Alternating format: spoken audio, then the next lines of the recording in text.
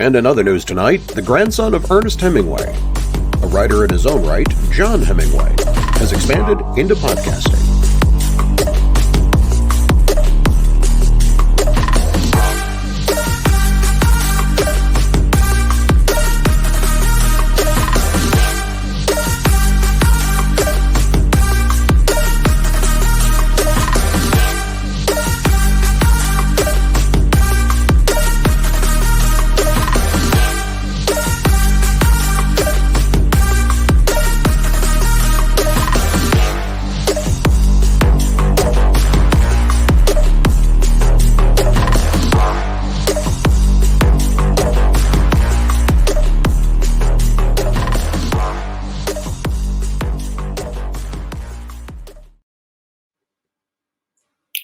Hello, everyone. I'm John Hemingway, your host, and our guest is Carol Tedesco, who is an expert in Spanish treasure, specifically silver coins, and even more specifically, the wreck of Florida. I think it was in the 1600s. Yes. And she was actually down there.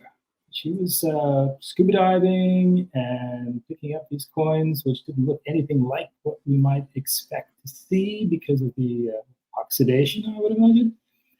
And I think it's amazing. I remember when they found those in the 1970s because I was with my Uncle Les in Miami Beach, and everyone was talking about them. You know, Uncle Les was like, "We should go down there ourselves," you know. I can see you doing that. These things and we didn't find them, you know. He was that kind of person. Yeah. I can see you in that role, John Hemingway. Me? No, Uncle Les was more, you know, Johnny. Yeah. What did he say? He wrote I was reading, what the hell was it? Yeah.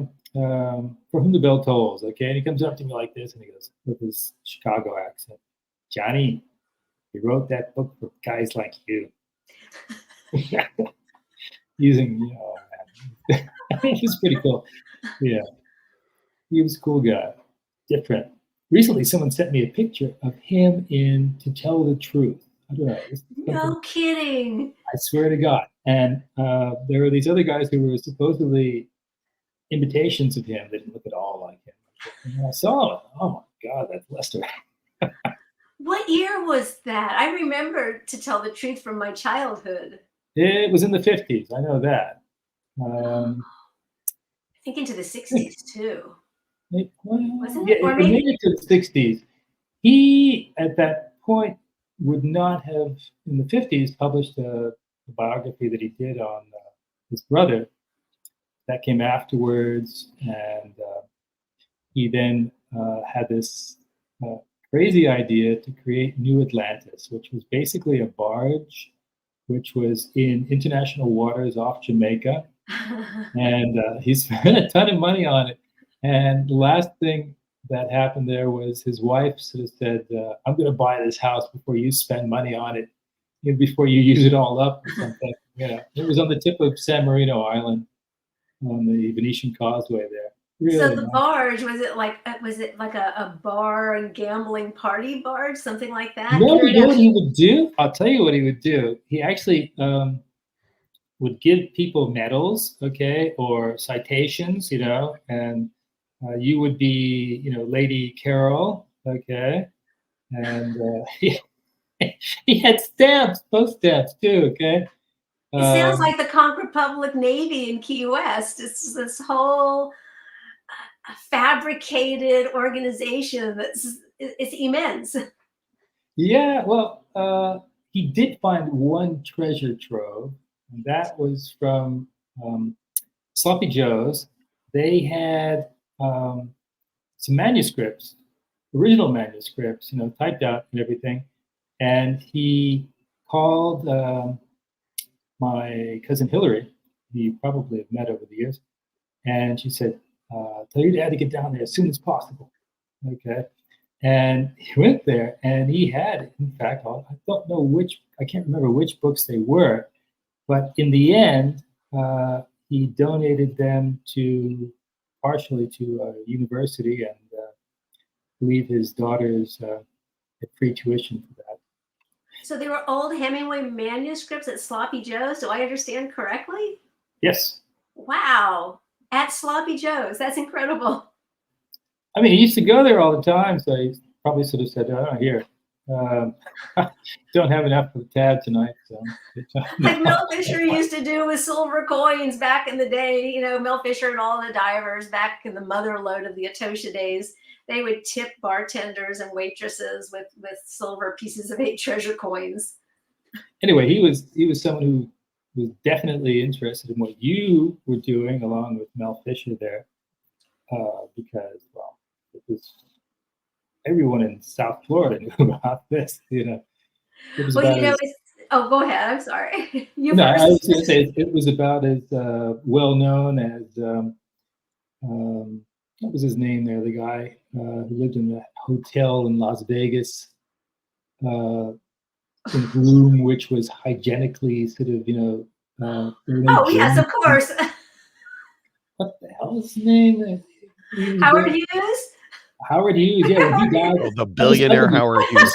They used to Who is he talking about? They used to read the Examiner and all the other ones, you know, that you get there in the supermarkets, as which, as we know from Men in Black, is where the real news is. No, but they knew. They knew this one guy, actually 2 of them, him and his wife. Okay, they were Brits, and they worked for them.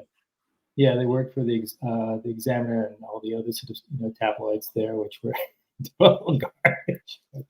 You know, and unfortunately, their house burned down, and they had this great collection of records and everything. But Tales from the Crypt of Florida. That's what I'm getting into here. This is very much, you know, to keep in the vibe, you know, of silver coins. I mean, you ever try putting one of those into a sort of a vending machine to see if you get? No, not in a million years. So I was a late comer to the party. You know, you're talking about like the days that the treasure of the Atosha was first found. I was following the story from Texas back. You know, Mel started that search. Mel Fisher started that search in the 60s.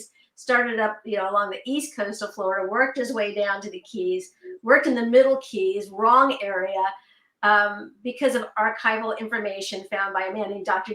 Eugene Lyon, moved to the Florida Straits. But all in all, it was a 16-year search. And for me, it started as a teenager waiting tables at a diner in Texas.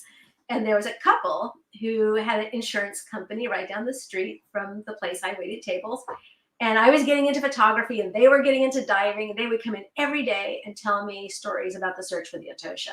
And it was like, plink. It was just, wow. I never imagined doing anything like that in my life. So for years, I followed the story. I played with the idea of moving to Florida and trying to get a job with a project. And, you know, you think when something's gone on for years and years and years, you don't think they're going to start without you, but they did. So in 1980, they found a portion of the Santa Margarita from the same fleet. How deep was that? So the Margarita is fairly shallow. That's about, you know, 35, give or take. And Atosha is about 55. So just for a little background, 1622 fleet, traveled. Say again? There was a hurricane that wrecked. Yes, there was a hurricane. So this fleet of ships sent from Spain to the Americas to gather the treasures of the New World, heading back to Spain. Hurricane hits. Santa Margarita is washed over a reef and grounds, and then gets beat into, you know, 1,000 pieces like a piñata. Atosha is lifted up on the crest of a wave, slams down on the reef, and starts to break up there. And then, you know, eventually the upper decks separated from the lower decks. So the lower decks stayed right there. The upper decks rafted away, leaving a trail of treasure behind. And so the search, when you're looking for these shipwrecks, that you're not finding a ship generally, you're finding the remains or what the ship carried. And typically it's not all in one place. It can be scattered over miles. And that was especially the case with the Etosha. The trail goes roughly 16 miles, just scattered out. Were the ships in territorial waters of the United States or the Bahamas? Or they were in international waters. Oh, international waters. International waters. However, that didn't stop. That didn't stop the United States government for trying to, take control of it. And that was a long battle too. I'm sure the Spanish had no problem with this either. At the time, it was Admiralty law, finders keepers, and at that time, the Queen of Spain, she actually came to the U.S. and congratulated Mel Fisher and the team for finding it. And if I remember correctly, he donated one of the cannons, which is now in Spain on display. So it was a different relationship back then. I didn't come to the project until 1992. So the mother lode, the big main pile, had been found by then. And but that's when I started my work with the shipwrecks in general. So Etosha, Margarita, and then on to other shipwrecks later. Wow. Yeah. Yeah, it's wonderful. I was a DJ. I was a DJ in Texas, and I've been following the story for years, as I told you. I really wanted to learn how to dive, but I was afraid of water. So I had to overcome that. I was afraid of water. So I finally, when they found the mother lode, I was like, man, I really, really, really want to go to Florida. Was it because you saw Jaws as a teenager? It was because I had a couple of accidents and almost drowned. I was a little accident prone. I almost fractured my ankle getting off a boat into the water. Ouch. So let's see, where were we? We were talking about treasure and artifacts. Where should we go from here? Well, I would imagine now the treasure has been spread out all over the place. So back then, this particular shipwreck, Etosha, let's just focus on Etosha, funded by private individuals. So you would say, okay, I'll put in this much money, or even the divers were considered shareholders because they really weren't getting paid much, and the accountants and the lawyers and the archival specialists. So it was yearly investments, yearly shares. So if you were an investor in 1984, you got a share of what was found in 1984. If you were an investor in 1985, I'm sorry, my voice is getting scratchy. If you were an investor in 1985, you got a share of 1985. 1985 is the year that the main cultural deposit was found, which was the hull of the Etosha with silver bars stacked up, looking, they said, like Andy Matrossi and Greg Wareham said when they first saw the treasure in the distance, it looked like a reef of silver bars, about 5 feet high and stretching as far as they could see. How many were there altogether of these bars? The silver bars, a whole lot, and I don't remember. I've seen pictures of them stacked up in the museum in Key West, and also in a bank under guard, and just stacks and stacks and stacks of silver ingots, about the size of a bread box, huge, weighing up to 90 pounds each. Were these silver ingots what were used to make the coins? The silver ingots were, so silver and gold at the time, the whole value was based on the weight. So if you were going to send money back from the Americas to Spain, it could be very efficient to have them made into bars. And then later those bars would be melted down and made into candlesticks and coins and all types of things. Church silverware. Wow. In fact, one of my friends said that the silver that came off of the Etosha would be anything you would find on a Catholic altar or a wealthy Spaniard's dinner table. And then the coins, and then the silver bars. Excuse me. Fascinating. It really is. So the coins, they were in rosewood boxes, just rectangular boxes, depending on the size of the coin, because there are different denominations, just like we have today, anywhere from 2,000 to 4,000 coins. And then 2,000 to 4,000 per box. And 52 boxes have been recovered so far, but there's still more unaccounted for, according to the archival records. So And 1,000. they're still out there looking for them. Yes.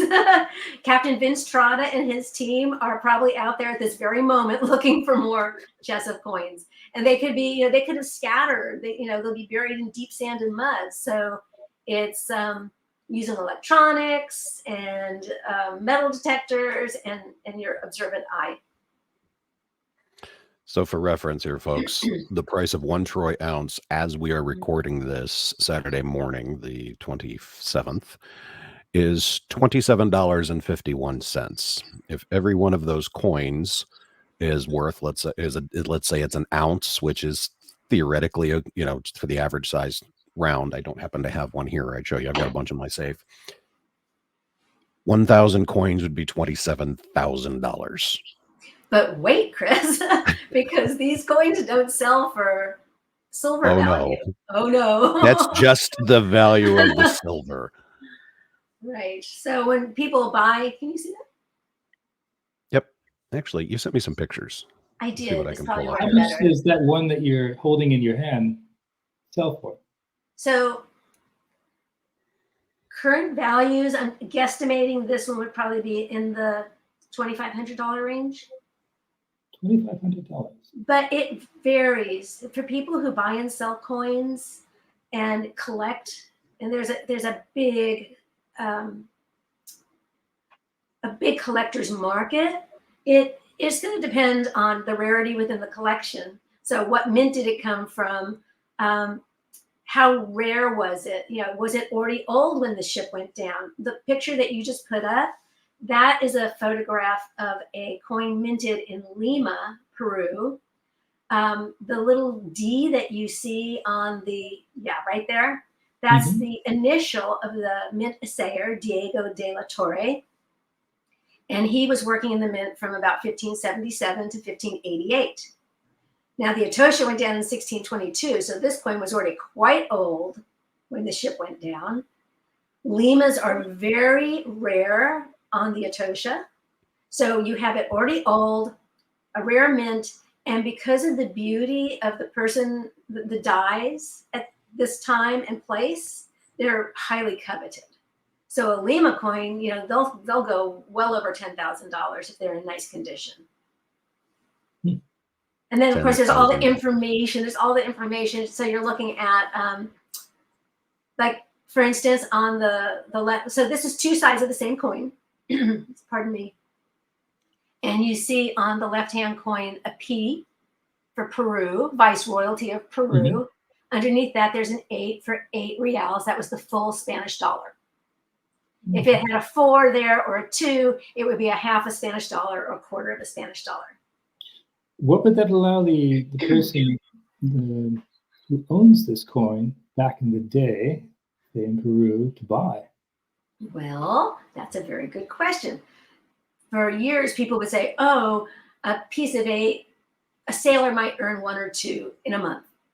But the truth is, just like today, it all depends on inflation and geography. So in 17th century Potosi, which was Peru then, Bolivia now, where much of the silver of the Americas originated, inflation was so high that, if I remember correctly, 1 egg would cost 1 real. So it was very high inflation. I'm trying to think of some other. Oh, I've got a wonderful example. Can you wait a second while I pull it up and read it to you? Sure. Okay. Yeah. Is it high in cholesterol too? I could go a million directions with that. All right. Sorry. Thanks for waiting. Okay. This is from my book. It'd be nice if I could remember what I wrote, but okay. Treasure Coins of the Nuestra Senora de Atosha and the Santa Margaret. Ah, you have a copy. So, John, if you turn to page 10, you'll see what would a piece of 8 buy in the 17th century. So, according to historian Peter Bakewell, in the inflated economy of early 17th century Potosi, a single fig or egg alone could command 1 real. Yeah, I got it here. Another example, though, can be found in some Pirates' Articles of Agreement. They were real. Pirates' Articles of Agreement is not just something made up that you see in the movies. They existed. And John Escamillian's 17th century chronicle, he wrote, lastly, they stipulate in writing what recompense or reward each pirate, ought to have, that is either wounded or maimed in his body, suffering the loss of any limb by that voyage. Thus they order for the loss of a right arm 600 pieces of 8, or 6 slaves. For the loss of a left arm, 500 pieces of 8. So the right arm was more valuable. Yeah, most people are right-handed, so that's why they went. Yeah. And so on and so on. So there you go. With a family, I'm just curious, if somebody were to die in the service of a pirate, was the family compensated? Oh, I don't know.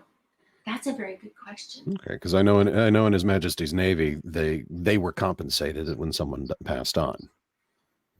My family lineage goes back into His Majesty's Navy way back. No kidding. How far back? Tell us more. Drake. No. Yeah. All the way back to Drake in Venezuela. How wild is that? I have the exact, it's weird because everything as you go tracing back, it's, between this day and this day and this day and this day. And then the exact date of death of the very first one is there. And I'm like, and why was it, I'm looking at this, I'm like, Venezuela? Wait a minute. Why was he there? He was in the British. Yeah, he was at, I'm drawing a total blank as to the date. It was around, I think it was Christmas when they attacked in, wherever it was down there in Venezuela, and he died the 2nd day of January, I believe, as suffering from his wounds. Do you remember the year? What top of my head, I can Google it real quick if you I'll want me to. Google it real quick. No, you keep telling us this story. I'll Google no, but I mean that was it. And then, but he fought alongside Sir Francis Drake there, and then his son retired a lieutenant in His Majesty's Navy and received around 1/3 of an island in Massachusetts Bay Colony as a part of his pension, and his kids eventually sold off that island, and we now know that our island is Martha's Vineyard. No. Yeah. That's so fascinating. Yep. And then his Lieutenant John's grandson purchased a good-sized farm, which eventually became the town of Barnstable, Massachusetts. So, he did good with it. It's not like he squandered it. Are you a genealogist too? An amateur. My mother's really the one. Oh, wow. I would love to learn more about that. So I just looked, and he died in 1596. Mm-hmm. So that would have been 2 years before the transition from Philip II of Spain to Philip III. And of course, Spain and England were always at war and competing for foothold in the Americas. Well, they were at times enemies, but during the war with the French, they went from being allies to Spain to enemies, and then back and forth. So what years was the War of the Trench? Because I don't know. That's outside of my jurisdiction.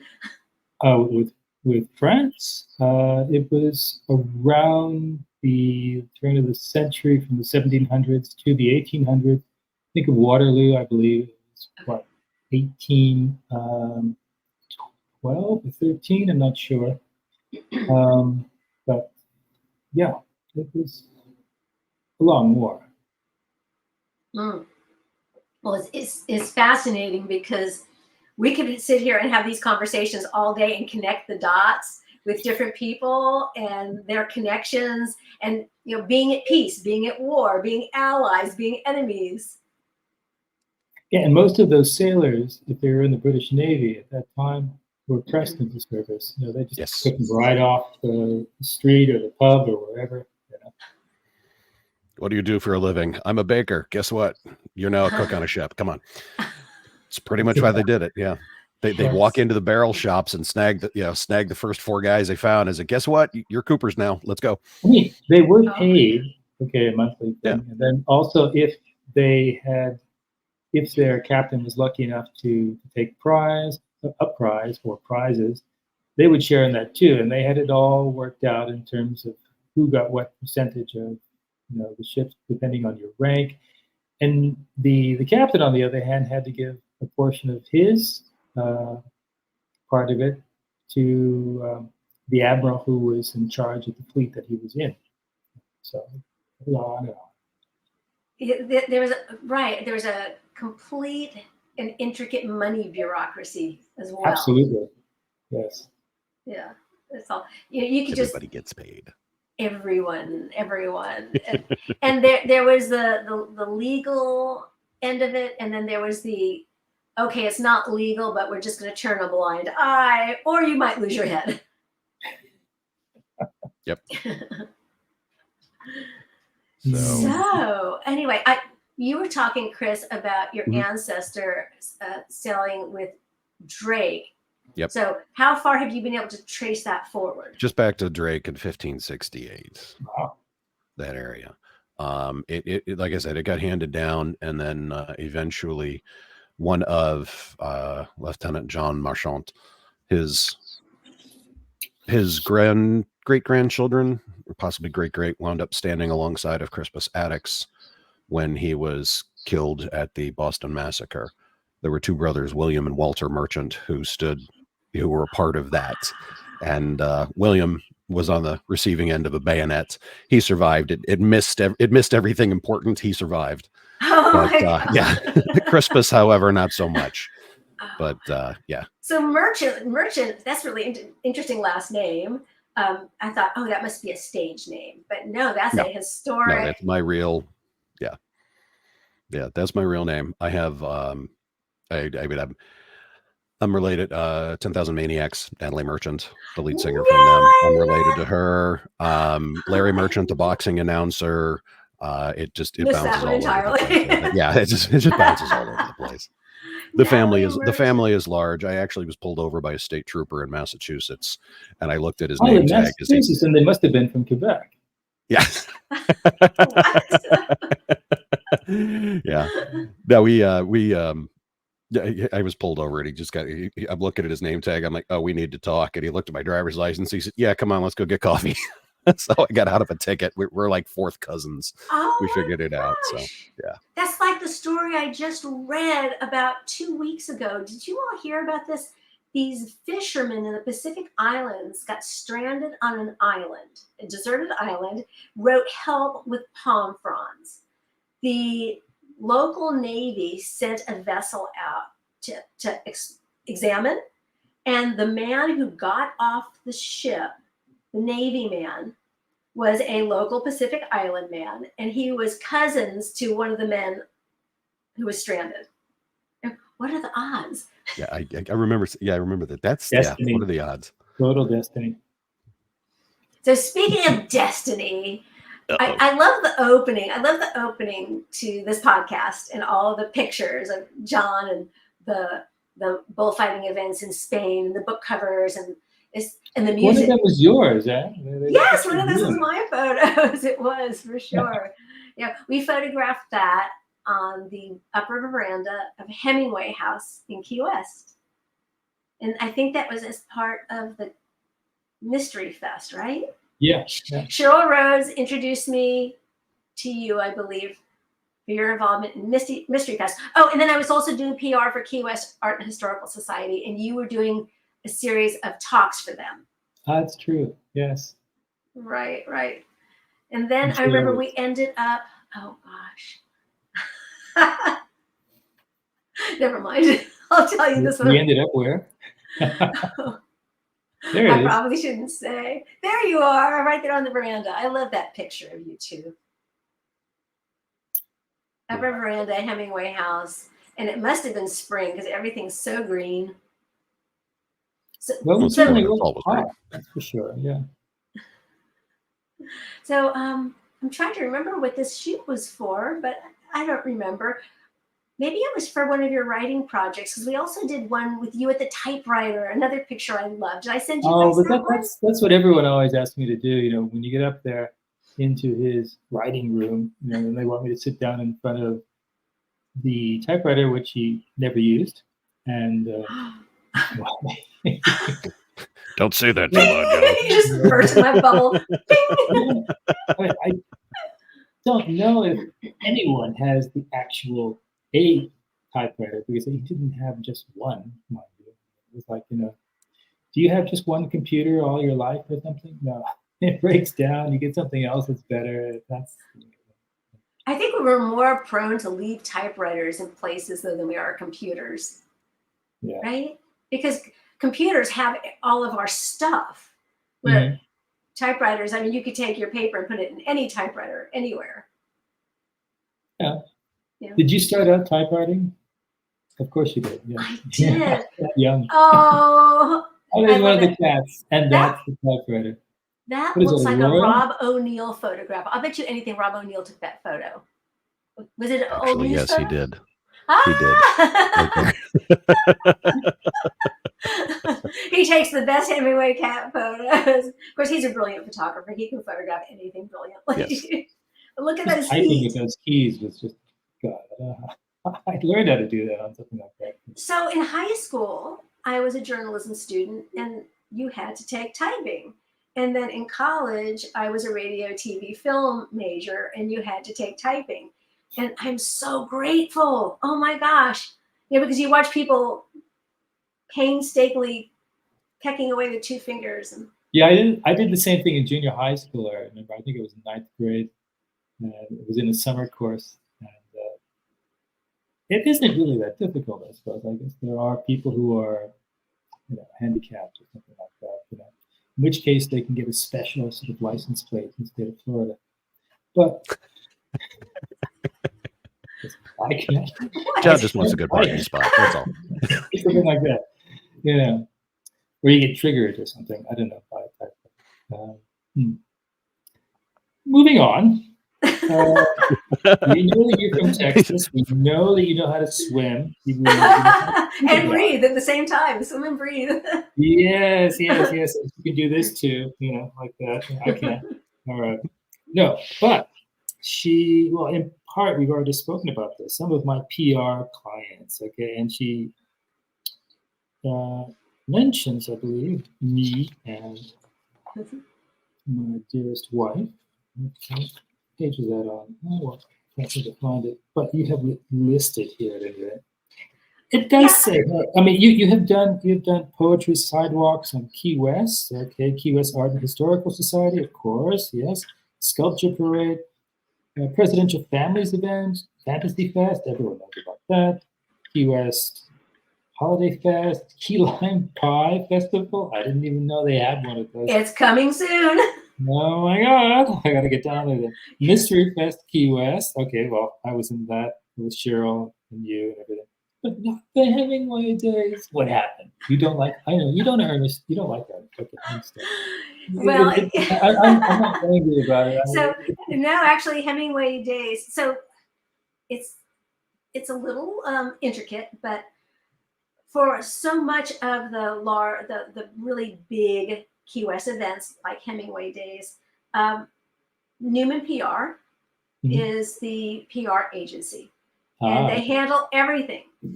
Carol Shaughnessy takes care of you all. Andy Newman, who was was a great photographic mentor of mine. And then sometimes the organizations also hire me to do more of a local coverage, because they're really focused on international. Right. And so, for instance, the Key Lime Festival, they will be covering it. Sure. But I will also be covering it and just feeding very heavily to Keys area media. So in a nutshell, what my PR work looks like, because I'm a photographer and a publicist and a shipwreck person. So 3 things. In my PR work, for instance, you would hire me to publicize your podcast or a festival. Let's say your podcast festival. You're having a podcast just send it out to your friends, okay? That's all. We'll give you the link, and all you have to do is say, hey, watch me make, I'm not a fool of myself, no, but watch me tell these guys who know nothing about nothing, okay, what needs to be known. Right. So basically, I would write a press release saying that you're going to do, this is not happening, folks, but you're going to have a live podcast event. And so I would write a press release that you're going to have a live podcast event. We call we're this thinking of doing something foreshadowing, like that. folks. Foreshadowing. We call this foreshadowing. The Hemingway Days Festival. Yes. Okay. And then We're going to try real hard to do this. Cool. We'll buy you a I'm drink. going to finish this thought. I'm going to finish this thought. It kills me. Okay. So we'll buy you drinks and take you out to Louis' backyard. Okay? That's nice. Phil Green might make you a mojito too if we do this. Yes, Phil Green. Hey, he's going to be there too. Yep. You know Phil, don't you? Of course you must. Yes. The last time I saw Phil, he was doing one of his wonderful presentations at Hemingway House. Yeah. He is a master. He is a master. We had a really good time in the last podcast, just before yours now. And yeah, he's good. I'll be listening to that as I drive down to the Keys on Monday, day after tomorrow. Well, please ignore some of the background noise. We had a water leak upstairs. It got ugly. Oh no! proof that we actually do this live. It's Yeah, it's nice. So did I let a cat out of the bag about the No, foreshadowing? not exactly. No, we just John and I have had this idea that we were going to do. Chris went up there with a baseball bat and showed him what's what. Now, the Hemingway Rum Company. John's going to be there promoting his latest book, which he's still scribbling madly at. And so I'm thinking, all right, well, we're going to have 4 or 5 people we've had on the podcast there. Why don't we try and do something live? How fun would that be? Yep. I'm just hoping that that you I can do get last all the man pieces standing put right together. There, Yeah. I missed what you said, John. Sorry. Can you repeat? We can do a last man standing there. Who are these people who are going to be there with you? Yeah, because usually we'll do it in the. Have you seen? You surely have seen the bar that they have there in the Hemingway Rum Company. Don't call me Shirley. Yeah, Sean, no, Carol. Excuse me. Yes, I love it. Okay, this is the thing. Okay, Carol, you've seen it before. It's beautiful. It's beautiful. I love it. Well, that's what we'd be doing it, because that's they set it up for that, for book signing and whatever else. So. Yeah, it's spacious, and they've got all those big, I don't know what you call those big tanks or vats for making the rum. And yeah, the rum has to age and stuff like that. Oh yeah, that's in the museum part of it. Yeah. Oh, okay. So you're talking about in the bar. Oh, the bar. Right. They expanded their whole bar. It's huge. It used to be a storage room. It used to be just a storage room. Yes. And it was right next to the interactive museum that they have there. Now, God, you should see what they've done on it. It's just amazing. It's incredible. So I was there photographing during Key West Holiday Fest. They hosted a big event. It's so spacious, and the bar is just vast, and it's beautiful, and it can hold a whole lot of people. Yeah. And they've got a guy Richie playing music. Yeah. They've got a guy Harvey behind the bar. I'm actually gonna. It's amazing. Pull it up. Based on the. I have no idea who's. Yeah, I think it was. Yeah. Yeah, I have no idea whose picture. Oh, wait a minute. Blue Marlin up there. Yeah. That's not what I wanted. Him once. You're pulling up pictures like it might even be something I took. Who knows? Yeah, no, I'm like, I don't know whose pictures these are. I got the Caribbean Journal, and I got the Beverage Trade Network. You could sue us, Oh, be nice. Yeah. We do this live. We're trying really hard, but. Well, for instance, Rob O'Neill's picture, he produces a beautiful calendar every year, so we just use this to promote his calendar. There we go. And I'm not finding a picture of just the room, the empty room. It's got every picture that's online currently that I've found has faces, and we don't have. I don't want to accidentally put somebody's face up here that doesn't want to be put up. It's Understood. Okay. Do you have any photos? It's a thing. Do you have any photos of Carol and Gore Vidal? Oh, that's Carol.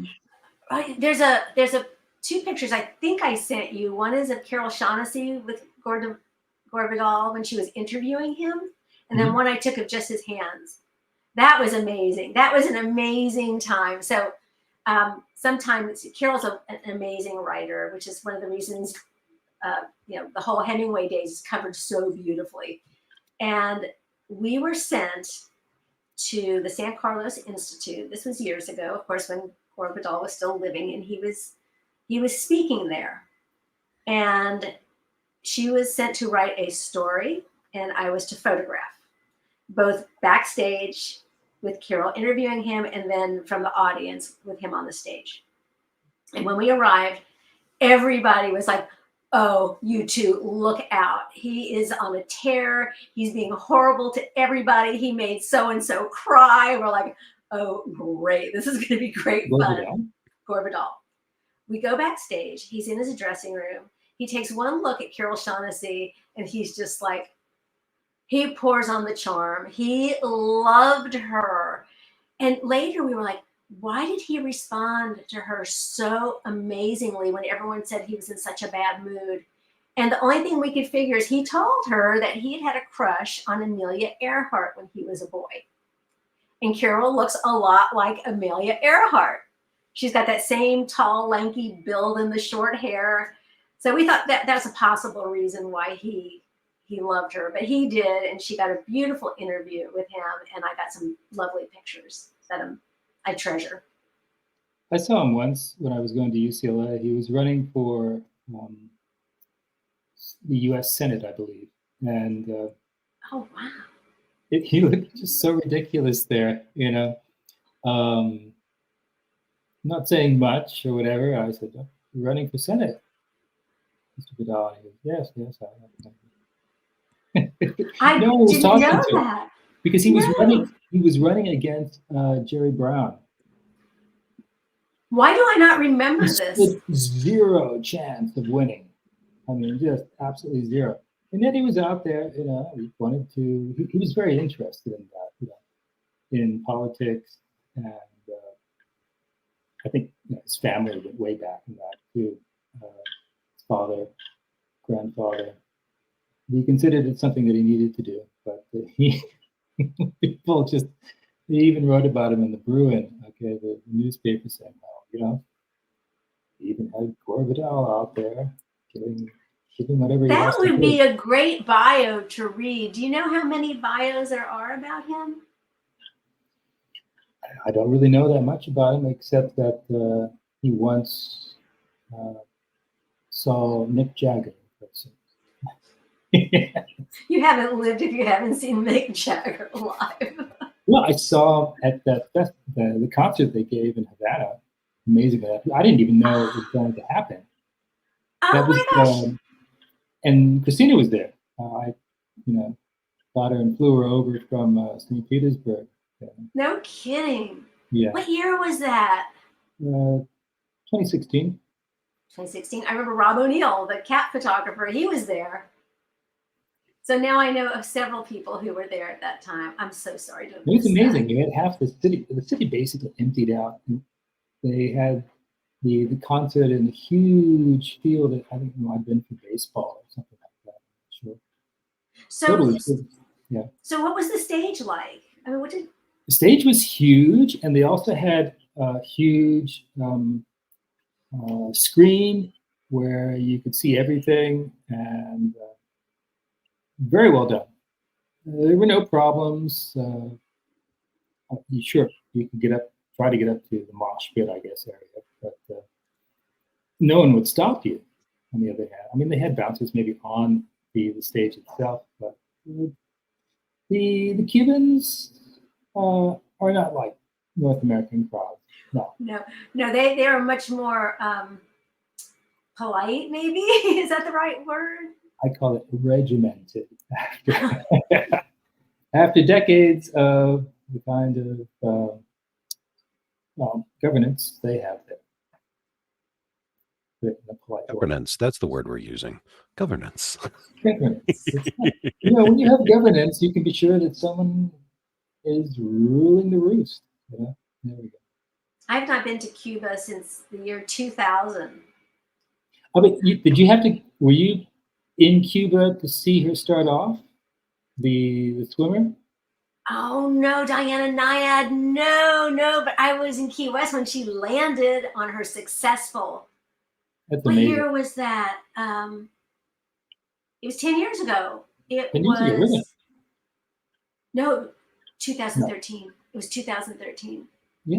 that she succeeded. 11 years ago, yeah. Okay. I can't believe it was that long ago. It was phenomenal. And How I old have to was she when admit, she did that? John, she was 64 or 65. I think 64. I want to ask you both.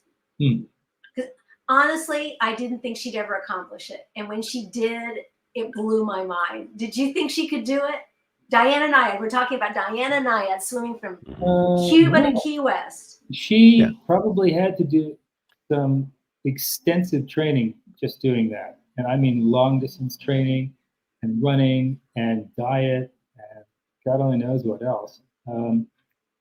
Because that's swimming across. Did they have her enclosed in a cage as she was going along? No. She was not. No, there were people alongside of her. Excuse me. I mean, sharks and everything else, barracuda, God only knows what else is out there, you know? Big sharks. Jellyfish. I think jellyfish were the real constant danger. When she came out of the water in Key West, it was funny because she was expected to come in closer to Chris, do you know Key West? Oh yeah. Okay, so for anyone who knows Key West, there's that big curve as you go off of Smathers Beach and then you head into town. And she was expected to come in near the jetty that's closer to that curve. And because the currents, she was pushed further down the beach so that she came in closer to the airport, closer in proximity to it. On that beach near Louis' backyard sort of stuff? No, closer to the airport. Smathers Beach.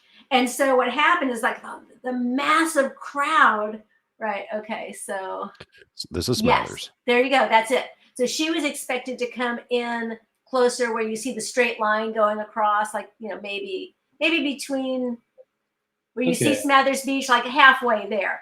And she actually came in much further to the right. So I was on a rock jetty thinking she would swim right by me. And then I saw that she was way down. And I start texting Carol Shaughnessy and Andy Newman. It's like, she's going east. And you see the whole crowd of people, this wave of hundreds and hundreds and hundreds of people just as a mass heading down the beach in that direction. It was wild. Carol, was that in the summer in August? Oh gosh. Anything before yesterday's my mystical period. I do not remember. I think they wanted to, no, because I mean, I wouldn't do it in August because of the potential for hurricanes. I would do it mid. I'd do it in the winter. I'm going to have to Google March or something? I was going to say, we can do this the easy way and Google it. I'm going to consult the Oracle.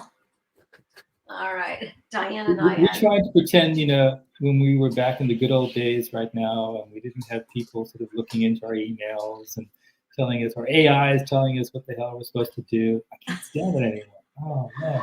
I said, can I help you? And I said, no, you can do nothing to help me. Please just sort of go over there and die, Don't, Well, let's see.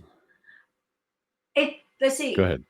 It says, spoiler alert, the true story, this is a Time magazine blip, the true story behind Diana Nyad's incredible swim. It took 4 additional attempts spanning 4 years, but on September 2, 2013, her face and mouth swollen after more than 53 hours in the water.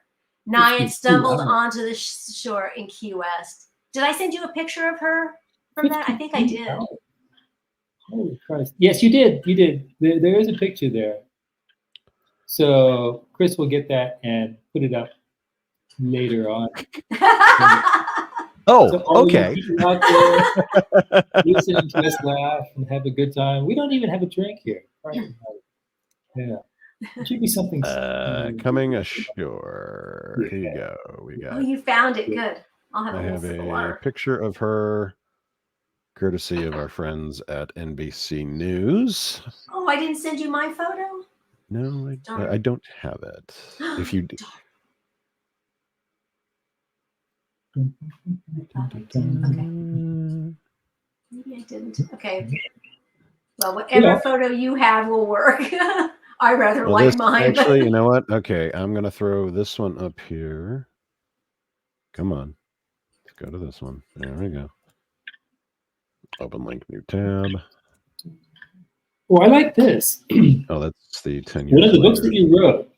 Okay, Isolated Okay. Island, the COVID Key West spring Oh, of Isolated 2020. Island. You raised $60,000. 60,000. Okay, so first I have to say this book was the brainchild of my friend and colleague Roberta DiPiero, and it was during early COVID. The island was shut down, and They were cut basically off. we were They cut were- off, and all the service people, lots of people were suffering. Florida had a horrible situation where, well, first, gig workers can't collect unemployment up previously to this, only W-2 employees. So there were all these gig workers out of work, all these W-2 people all over Florida. And because Florida's unemployment system was so antiquated, people could not access their rightful unemployment funds. And it was a disaster. So I couldn't access mine. And so I started troubleshooting that. And then it's like, okay, I'm going to start troubleshooting it. I'm going to start documenting everything. So I set up all these web pages like, okay, here's how you do this. Here's how you do this. Here's how you can get in the system. But once you're in, this is, so I was totally immersed in that. And Roberta contacts me and she goes, I noticed you've been taking some pictures around Key West, and so have I. And, so have a lot of other photographers. She goes, I think we should do a book. I'm like, Roberta, I don't have time to do it. We've done a book together previously. I was like, Roberta, I don't have time to invest in another book right now. I'm totally immersed. I said, well, maybe I could do this, and maybe I could do that. And before you know it, I, and a graphic artist named Eric Grawl are collecting images from about 26 different area photographers and creating Isolated Island. And that's amazing. And offered it. We offered it for sale. We did pre-sales to fund the printing. And it was a limited edition of 1,000 copies. And I mean, some people paid a lot more than the cover price for the book. And we raised $60,000 for Sister Season Fund, and they were able to give $61,000 grants to families who were having trouble paying the rent and groceries. So we are so proud of this book and all the photographers who came together. And it's not just, there's all types of photos. So the photographers involved, for instance, I was walking around taking a lot of pictures from a news person's perspective. Other people were gardening. They were spending their time gardening and taking beautiful botanical photos. So we've got one woman her botanical photos are in there. And then another couple who were diving. And so we have their diving photos from that time. But most of the pictures show Key West in this incredible time when the whole island was shut down. And you can see on the screen here, girl. I'm sorry? How long did that period last? Shut down, if I remember correctly, was about 3 months. 3 months? And then 3 the or island. 4. And then because the Hemingway Lookalike Society, we put together something similar for the employees of Sloppy Joe's and some of the ancillary, things that are a part of the Hemingway days. And we raised some money. And I want to say we were running that. We didn't raise $60,000, that's for sure. But we raised a fair amount. I want to say it was somewhere in the vicinity of 10 that we gave to the employees at Sloppy Joe's. And then there were some other people that are kind of ancillary that are a part of it that they received some of it too. But I think it was I'm not saying you're wrong, but I want to say it lasted a little bit longer than that, maybe 4 months. You're probably right, because my memory can be a leaky vessel. That's wonderful. That I don't even remember what I had for breakfast. I call anything before yesterday my mystical period. Mystical period. But there were so many different groups and organizations that raised money and helped the people who really needed help. There's photos in that book of food lines and people who never expected in their entire life to be in a food line. Mm-hmm. But they couldn't get paid, and it's expensive to live in Key West. It's expensive to live anywhere. So, and you know what? I think one of my photos of Sloppy Joe's shutting down. They were the first bar in Key West to shut down for public safety. Mhm. And I went over and I took a photo of the empty bar, and it's in that book, I'm pretty sure. I've seen that picture. I didn't buy the book. I can't now because it's sold out. Don't you start with me. But no, I have seen your picture. It's a really good shot. I remember seeing that going, oh my gosh, what has just happened? Because I've been to Sloppy Joe's so many times. Oh, wow. You know, it's kind of my other home. Yeah, I think it's a time, you know, in some ways it seems so long ago, and then in other ways it seems like it just happened yesterday. Yeah. It's still happening in many ways. Yeah, it is. So I have a question. You sent a couple of pictures here. Let me find them. There was that one, a stamp. Let me open that up. And you said you have one right there. Now, when they steering is back into the coins. The coins. Okay. So when Beautiful they coin.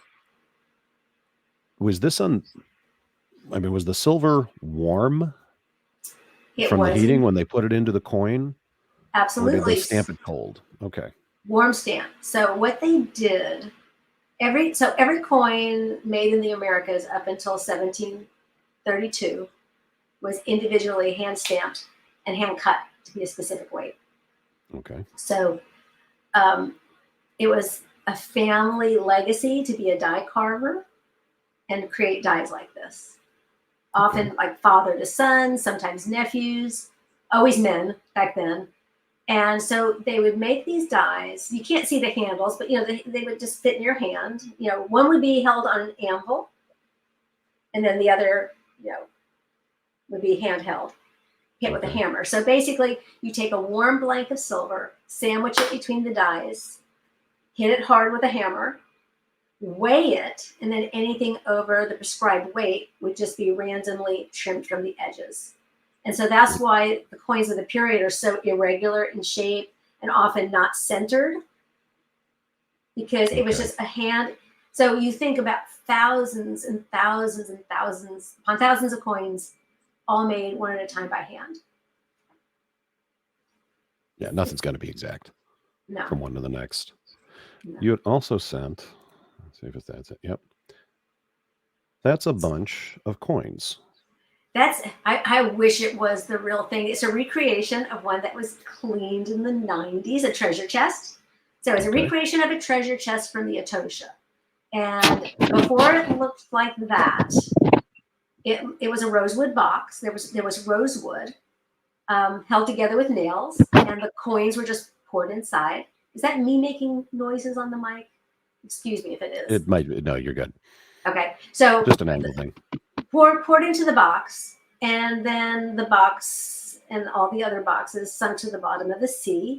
And over the centuries, the silver reacted to the salt water, and the coins were fused together into the shape of the box that held them. Some of the boxes, there was no remaining wood. Some, there was some remaining wood.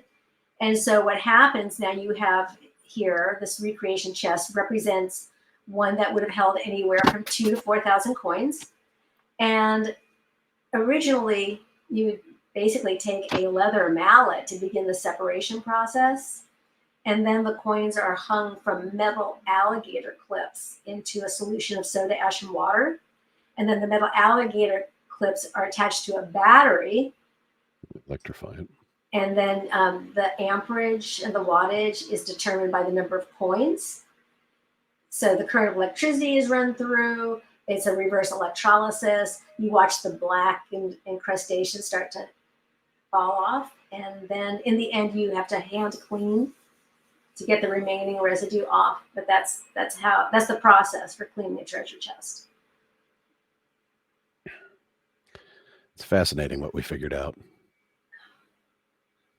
You know, just how to clean these things, how to clean it all off and stuff like that. And then seeing each one, you know, is just phenomenal. In fact, I just wrote a new article for anyone who's listening who might be interested. It's in RecWatch magazine. So I think it's recwatch.com, but you can just Google RecWatch. And the whole current issue is dedicated to Colombia's San Jose shipwreck, which has long been known as the Holy Grail of shipwrecks. Okay. It went down on its approach to Cartagena in 1708, carrying a massive amount of merchant cargo, tax funds. It had picked up its treasure cargo from most of its stops, not all of its stops, and engaged in a battle with the English Chris merchant. Let me. Blew up. She's French.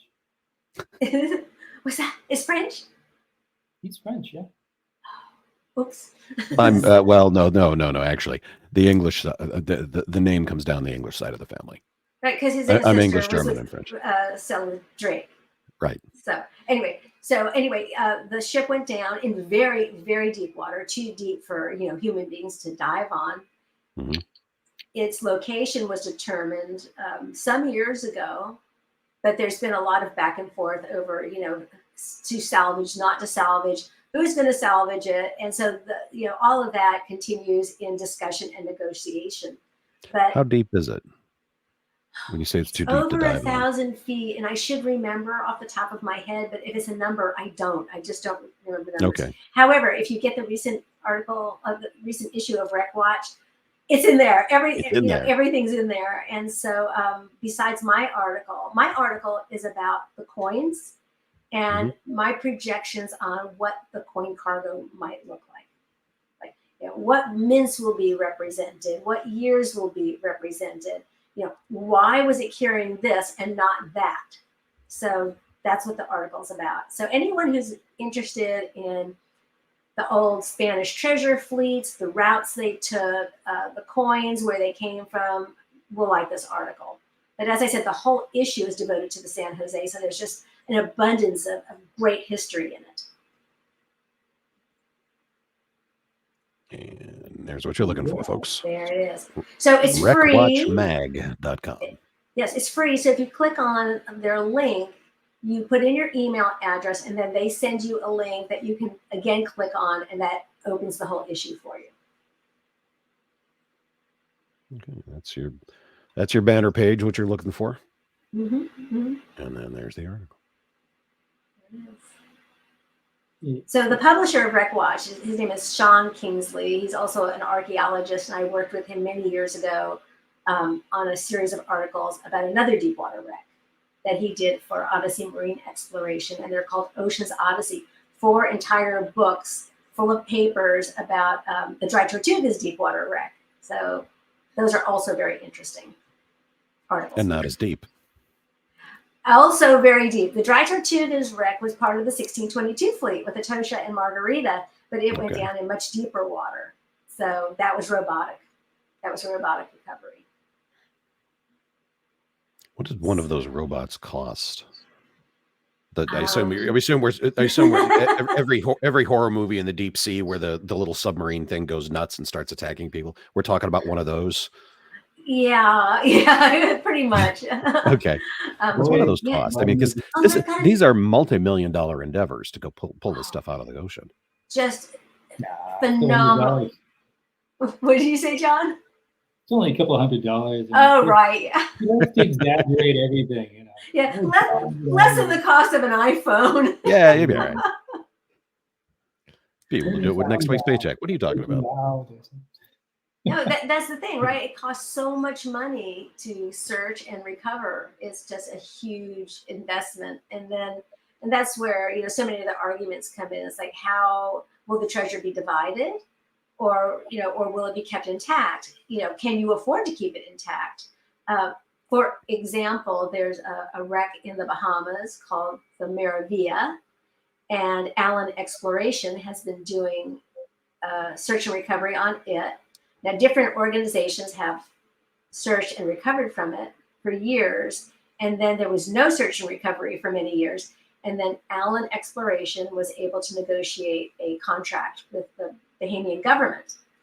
And the owners of Allen Exploration, Carl and Gigi Allen, are wealthy. And so they said they will keep the treasure intact. They won't put their it was set up on a shares basis, but basically they've created a museum in the Bahamas, and the whole collection is there. And if you go to RecWatch, they've also devoted an entire issue to the Maravilla project. And some of the artifacts that are pulling up off of that wreck are so unimaginably magnificent. They just blow your mind. It just tells you these stories of a different way of being in the world that the very rich enjoyed back in those days in the 17th century. Don't worry, we're heading in that direction. So, John is. I'm not. Is there? Well, I'm not heading to it. You know, she's having this nostalgia. Don't worry, we're getting it ready for us. So, Carol, I just want to double check and make sure. Where can people find you? I know your books are available on your website. You can go to my website, caroltedesco.com, and there are links to different retailers. You can get them on Amazon. You can get them at the Mel Fisher's Treasures gift shop, also Shipwrecked Treasures of the Keys. And I also know the Mel Fisher Museum has them, but I don't think they have them up online. You have to walk into their shop to get them. Oh, and Key West Island Bookstore, they also carry them. Okay. Oh, and if you're up around St. Augustine area, oh, John, we went there together. This is terrible. I'm drawing a blank. Spanish. Mark Anthony's going to kill me. I can't remember the name of his shop. It's the most beautiful Spanish made antiques. I think it's called Coins and Shit. No, that's not. It is not called Coins and Shit. No, it's not. Spanish made antiques in St. Augustine. So if you're in St. Augustine, they carry my books. All right. Are you coming down for Hemingway Days? I will not be down for Hemingway Days. I will be down. Oh, I drive down on Monday. I'm covering the Key West Songwriters Festival for BMI. Okay. I'm very excited about that. It's the most, it's very inspiring to see all those artists and all that creativity. And then I'll be down for the Key Lime Festival. And then I'm not back for probably a month and a half. I will miss Hemingway Days. So why don't you tell us about Hemingway Days that's coming up that I will be missing, because it is incredible. I can speak on behalf of the Lookalike Society, to where basically it's 150 guys who think they look like Hemingway, and on Saturday morning we all run around Sloppy Joe's and push each other around on fake bulls. It's one of those top 10 things you need to see in your world. They do it in 90 or 100 degree temperatures, wearing sweaters. Why do they all wear the big heavy cable knit sweater in the summer? They could wear a khaki. Didn't Hemingway? He did. It's going to die of heat stroke. The sweater. The past few gentlemen who have worn the sweater that night. It's just it's become a good luck charm more than anything else. We're seeing more and more of the guys are starting to wear them. It's not a rite of passage. It's not a requirement. It's just more and more of the guys are wearing it. And I've lost my beard. It's kind of growing back right now, because as I cross back and forth between the United States and Canada, they look at my passport and they go, no, that's not you. So I'm at least trying to keep the scruff. But I'm going for Hemingway when he was in his 50s, sporting the beard. And I've got a pair of glasses around here somewhere that's pretty much identical to the ones where you see him in all of his, over top of his typewriter.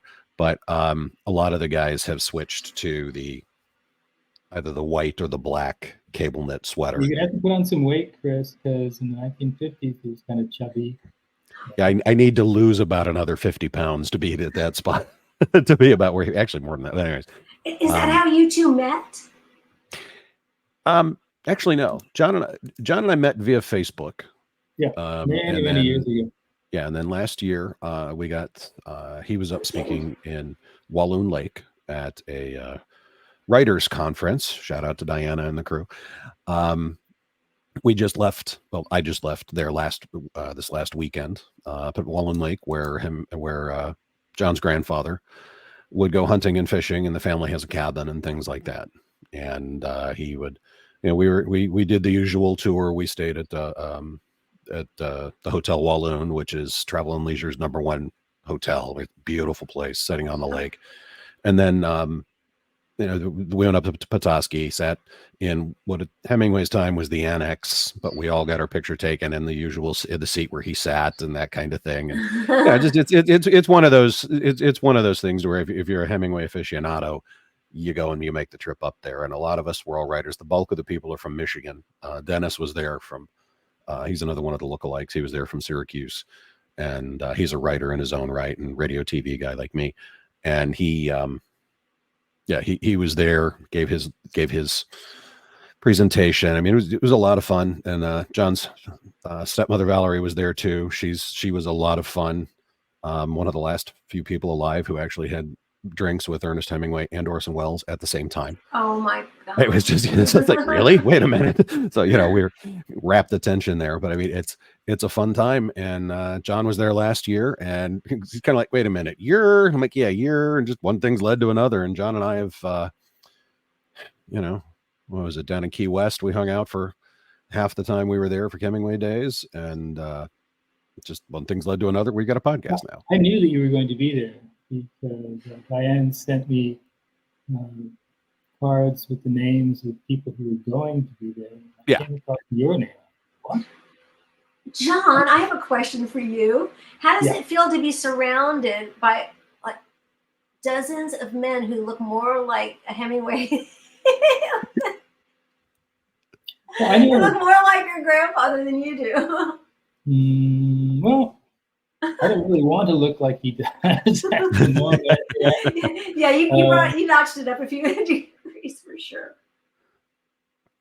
I mean, probably some people say I look like my dad. Other people say I look like my grandfather. Other people say I look like my mom. So there's a bit of genetics at play there. So I don't know. And Chris, have you ever won? Not yet. Oh, Chris? No, it's a racket. Believe me. That. What are you saying? What are you saying, John Hemingway? A lot of people go there. It's a bit like a crane. You don't know where the money goes. No. I know exactly where the money goes. I've seen it. We raised money for scholarships for the community. Well, it was the Community College of the Keys. Now it's just simply the College of the Keys. And we put people through college, writers, which, let's be honest, eventually wind up being teachers, as well as nurses. And we're going to expand into some other programs that are needed down there, like people who are going to become boat mechanics and stuff like that. So yeah, it's really one of those things to where it's like, we're a bunch of serial do-gooders that found a reason to get together and hang out and do good. So that's fantastic. Yeah. So there's 150 of us. We get to around 150. We get together over the course of the weekend, and 75 each night get up on stage Thursday night and Friday night, and then Saturday night. The ones who have won the individual nights, they all get up and they have a conversation with they have a 2-minute spiel they have to give, and then it's kind of pared down to 3, and then it goes from there. But I've known the past few guys really good. They're all a lot of fun. It is a great time. It's Sloppy Joe's in the middle of July. It's hot. Bring your cooling, yes. do-rags, right? But so the two really main events are the lookalike contest and the bull riding, right? But that's Saturday morning. There's literary.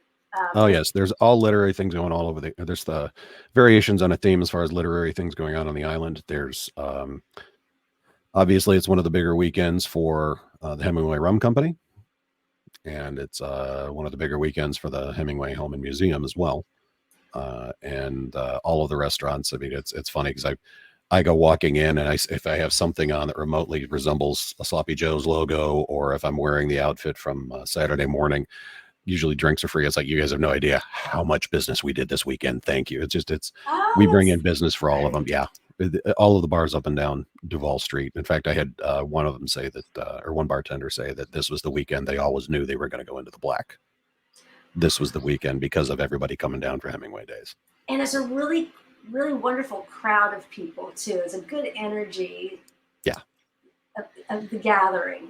It really is. It's fun loving, but not like over the top rowdy. Yeah, usually. Or maybe it is over the top rowdy. There might have been an incident at the Bull last week. Anyways. I was going to say, but not in a broken bones kind of way. No. So.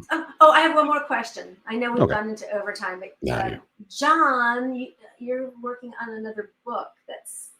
Will you tell me about that? I'd love to hear about the book you're working on now. You have a new book underway, correct? You're talking to me? To you. Yeah. Yes.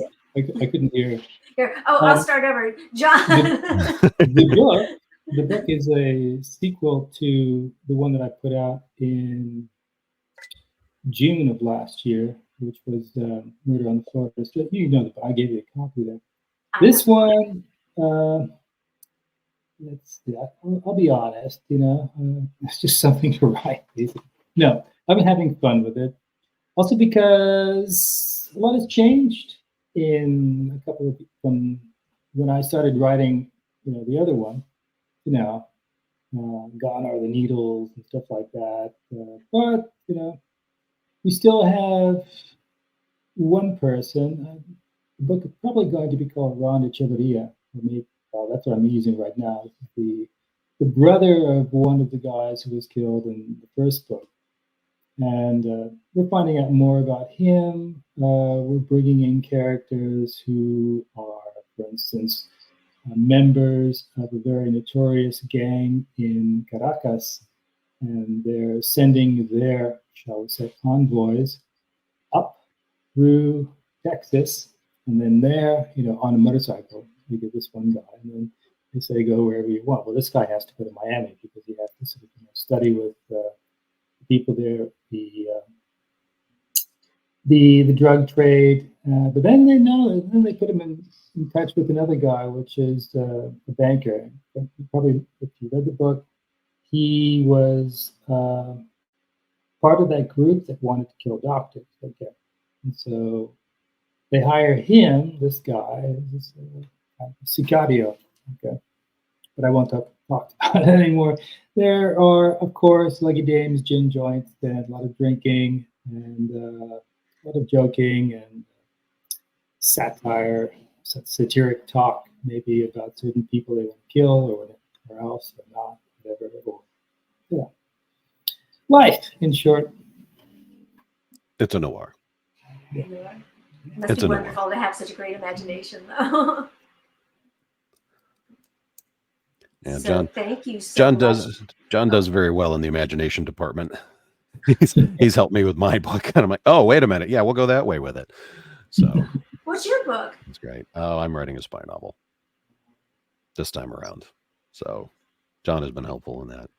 Agent 007, Merchant. Something like that. Something like that.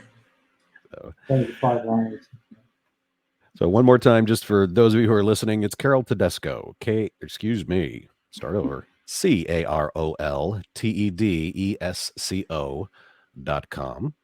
And you can find out all about Carol and her photography there, as well as purchase copies of her latest books. I've been flipping through some of the pictures on this, and I have a feeling when I go down to Key West, I'm going to see if I can find some way to swing into. Are you in Gainesville? Maybe what you could do. Okay, you get the beard on the way back. Shave it off, you give them the beard, and they give you the book. I don't think they'll do that, but I'll see if I'll swing through Gainesville on the way back. See if I can have you autograph it. Oh, how fun would that be? So absolutely. So come over and have a glass of rum. Well, that sounds like a plan. Okay. Maybe you can Carol, drive down too, John. It's possible. Yeah. It's not as far of a drive for him. This has been so fun. Thank you so much. Absolutely. Carol, do me a favor. Don't disconnect just quite yet. Folks out there in podcast land, we appreciate you tuning in. Thank you. Sure.